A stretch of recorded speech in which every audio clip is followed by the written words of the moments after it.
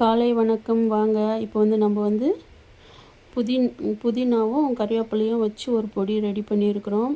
நான் வீட்டுக்கு இது மாதிரி நான் ரெடி பண்ணி வச்சுப்பேன். இப்போ தான் கொஞ்சம் வந்து சேல்ஸுக்கு வந்து போட்டிருக்கிறேன்.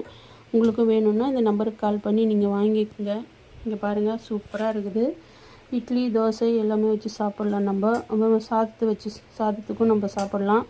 வந்து பார்த்திங்கன்னா இதுக்கு தேவையான பொருள் கடலைப்பருப்பு, உளுத்தம்பருப்பு எல்லாம் 100 கிராம் கடலைப்பருப்பு, 100 கிராம் உளுத்தம்பருப்பு, காஞ்சி மிளகாய் தேவையான அளவுக்கு போட்டுக்குங்க. நல்லா வறுத்துடணும்.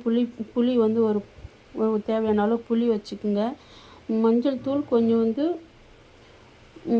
இது வந்து பொடி பண்ணுறப்போ கொஞ்சம் உப்பு போட்டுக்குங்க. செம்ம சூப்பராக இருக்கும்.